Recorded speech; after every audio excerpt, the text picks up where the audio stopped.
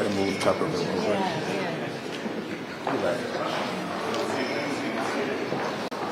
over. Okay. Good afternoon, everyone, and I'm proud to be joined by Senators Durbin, Klobuchar, and Booker's on his way. Now, tonight, Donald Trump will address the nation in a joint session of Congress. But the American people already know what to expect: a deluge of mistruths and falsehoods. We know what Donald Trump won't do. He seems incapable of doing: being straight with the American people about the mess he's created in his short time in office. I can't think of another new president who's created more chaos, hurt more people, and created more of a mess than Donald Trump. What can Donald Trump say that the American people can take seriously? Well, he has nothing to brag about. He's already made a mess of our country. In 1 month, inflation has gone up. In 1 month, unemployment has gone up. In 1 month, grocery prices, housing costs, measles cases, Vladimir, we're adding a new one. Sewage in your water is going up after the Supreme Court decision with EPA this afternoon. They're all up. That's not what the American people asked for. This is the president who said he'd start lowering costs on day one, and he sure as heck hasn't done that.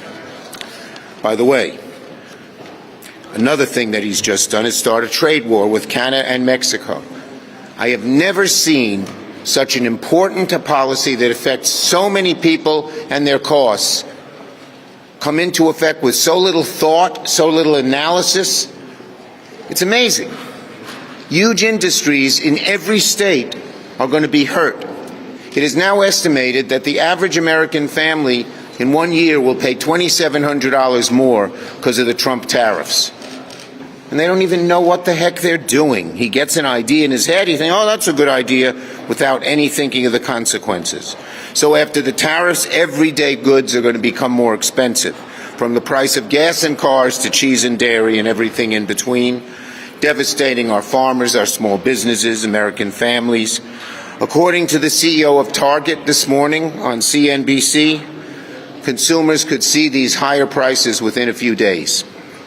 The average household, as I said, $2,700 now. It was $2,000 this morning. They now estimated it to be a little higher. Why is he doing all this? Tax cuts for his billionaire buddies. Tax cuts for his billionaire buddies. Raising American families' costs. Firing people. Just want to mention one. There's so many people, but we're all bringing guests tonight. There's a lady from Buffalo. She served her country valiantly in Iraq, got toxic exposure to burn pits, had serious illnesses in her lungs. They were cured. She's working for the Veterans Administration, helping other veterans. And guess what? She's just told leave. She's not told what she did wrong, why she is inefficient. DOGE shouldn't be Department for Efficiency. It should be Department of Government Cruelty. The way these people are being treated is just nasty. All for tax cuts for billionaires. So, whatever Donald Trump wants to spew tonight will be just that, lies. The pain, the costs, he's not going to talk about those. And he's going to try to delude the American people. We're not going to let him. Senator Durbin.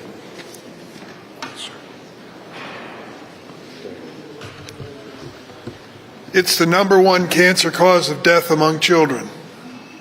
Neuroblastoma. We know it, we've seen it, we've heard about it. Elizabeth Sokol works at Children's Hospital in Chicago.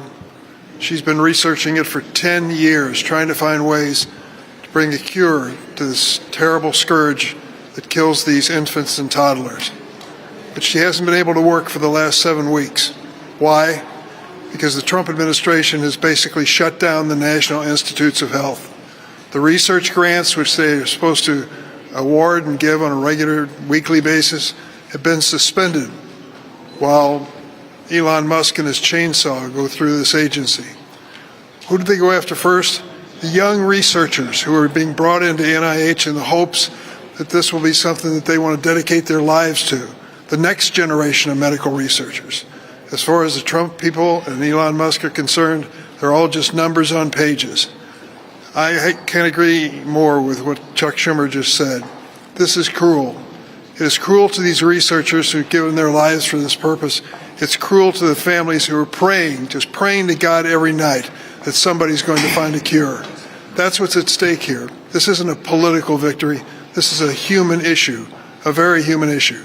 So why cut the people, hundreds, if not thousands of people at the National Institutes of Health, so that we can have more money to give tax breaks to millionaires? That's a disgrace. It's shameful. Let us focus on the reality and the truth and the values that really brought us together here to serve in public life. Let us make sure that we give people like Elizabeth Sokol, who will be my guest tonight, cancer researcher, the kind of resources she needs to succeed. Senator Klobuchar. Thank you. What is the State of the Union? That's a big question today. And I can tell you this, that chaos is up, corruption is up, and costs are up. Just ask anyone in the egg aisle. 25% up wholesale prices of eggs. That's a fact. And by the way, the threats of the tariffs and now the actual tariffs are actually already having their effect. Coffee prices today up 23%, lumber prices up 14%, and these tariffs, once they take the full-fledged effect, once we see the retaliatory tariffs from what were some of our best friends and allies, it's only going to get worse. This is not what people signed up for. I get that people wanted change. I get that they wanted someone to shake things up to work on bringing health care costs down and doing something about housing. But they didn't want this. That is not what they wanted. So Democrats are fighting this in the courts and winning so many of these cases. We're fighting this in Congress to hold them accountable, and we're fighting it with our constituents by our sides. And those are the people that I hope you focus on today. Our guests. You heard about some of them today when we were out on the Senate steps. I give you a few more examples. Senator Shaheen is bringing a small business owner who is going to focus on Trump's tariffs and what they have, the effect they're going to have on small businesses. Senator Hickenlooper and Senator Smith are bringing laid-off Forest Service employees. Who lays off Forest Service employees right when we are dealing with everything from the summer season coming upon us? That's what a lot of families do that don't have a lot of money. That's where they go for their vacations. Or why would we lay them off when we're dealing with threats of wildfires right now? Senator Cantwell has brought a researcher from Washington State that I got to talk to last night. Veterans, Senator Gallego, a veteran himself, is bringing a veteran from New Mexico who relies on the VA for the health care. I'm bringing a third-generation farmer from Minnesota. So I hope you join us at 4:15 in the LBJ room, where we're not going to talk for a change. I know that's exciting. We're going to actually have the real people that are affected by Donald Trump and by Elon Musk and by the Republicans who refuse to stand up. All it would take is 3 of them in the House of Representatives or 4 of them in the United States Senate to stand up to all of this, but they're not, and it's important that you hear the real people's stories. Not just the people that is laid off, as bad as that is, and fired, but also the people that are getting affected already with more to come. Why? They're looking for money. They're looking for money for these $2 trillion of tax cuts for billionaires and wealthy people. They're looking at it by cutting Medicaid. They're looking at it by cutting cancer research. They're looking at it by cutting avian flu workers on the front line. They said that was a mistake, and now they can't rehire all of them back. One of my mentors in politics, Paul Wellstone, who rode his green bus into this town and was quite a character walking around the halls of this Senate. Some of you may remember him. He once said that politics is about improving people's life.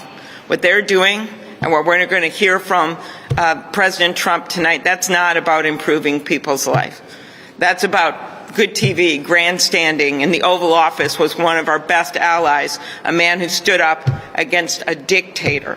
It's about grandstanding in terms of taking on our allies when it comes to tariffs, and it is not helping the American people. That's our case. people are listening. The latest CBS poll, 52% of Americans say that Donald Trump's policies are making grocery prices go up, and only 14% think his policies are making grocery prices go down.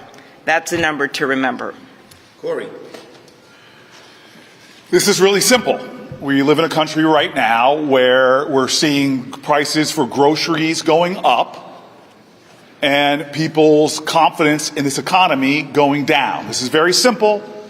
We live in a nation right now where the public health threats are going up, from measles outbreaks to the challenge we're having with bird flu, and people's confidence in this president handling those things is going down. This is very simple. We're seeing tariffs going up and people's pension funds and 401ks, the values of them going down. This is very obvious what's happening. We see frustration with this president going up and his approval rating continue to go down. And so tonight we're going to have history happen. The most unpopular president in modern American history, with the exception of the first time he was in office, is going to give a speech to the American people and have zero to report about what he did to address the issues he said he would address in his campaign. He said clearly and unequivocally, on day one, I will drive down the cost of living for Americans. Well, rent is up, eggs are up, and people's confidence in his ability to handle the economy has gone way down. By his own measure, so far, we are going to hear from a president who will stand before the American people, by his own measure, as a failure. Thank you, Corey. Okay. Yes, Manu. Can Eric Adams effectively run your city, or should he resign? I'm not getting involved in the mayoral race. Are you recommending that Senate Democrats support the clean continuing resolution that Speaker Johnson's put forward? Look, here's the bottom line. Republicans are responsible for funding the government. They have all three branches. They haven't engaged in discussions with us yet, either me or Hakeem, so we have to wait to see what their plan is. We've always believed the only solution is a bipartisan solution. Nope. Leader Schumer, your friend Sherrod Brown wrote a long post on Twitter. He wrote in the New Republic, the Democratic Party has strayed too far from its New Deal roots, isn't really the party of the workers. He's suggesting maybe a recalibration on trade, talking about problems stemming from NAFTA. Do you think Democrats need to recalibrate position on trade? The bottom line is, all you have to do is look at Donald Trump's position, and you know that we have to fight it. These tariffs are going to cost huge amounts to the American people. They're not thought out. They're willy-nilly. They're against some of our closest allies and not against people we need. So the trade policies have to be improved because Donald Trump's screwing them up so badly. Yes. Democrats last year said that it would require legislation to secure the border after executive action by President Biden and Trump. Last month's border numbers were down significantly. Was that true? Was legislation necessary? Well, Trump's President Biden's numbers went down the month before as well. They've been down the last few months, and he implemented on his own when we couldn't pass it some of the things we proposed in that bipartisan legislation, which was bipartisan. Thanks, everybody. USMCA, if they're going to, we want to negotiate.